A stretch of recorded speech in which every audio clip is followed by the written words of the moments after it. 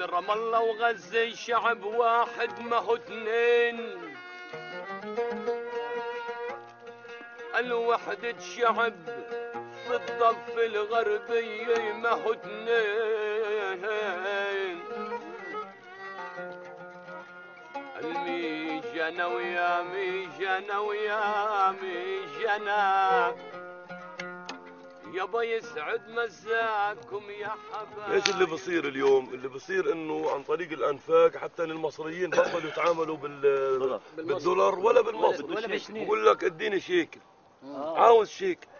طب المصري لما ياخذ له مثلا من كل واحد مثلا 50,000 شيكل او 20 او 30,000 شيكل، بروح بوديهن للبنوك، البنك المركزي اللي في مصر، البنك بوديهن على اسرائيل، باخذ بدلهن دولار.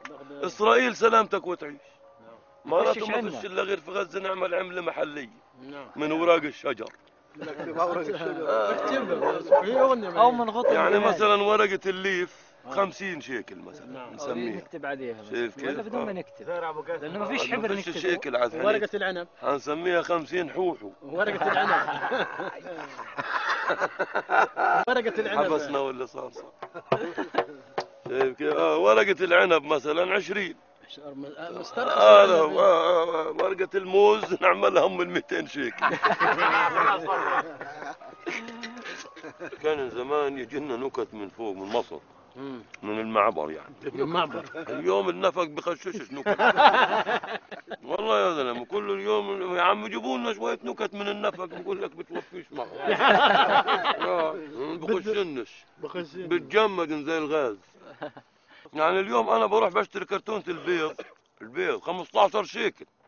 امن بالله مالي خاطر اكلها، الي خاطر ارقد عليها. يا ابن الحلال عن جد يا زلمه. غالي يا زلمه، اكلنا هوا.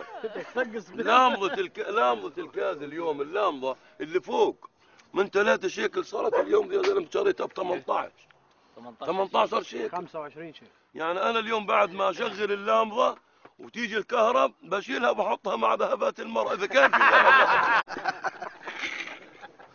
لأنه زي ما تقول بهدلة يعني. الميجنا ويا ميجنا ويا ميجنا والضف إنه والقدس عاصمة لنا.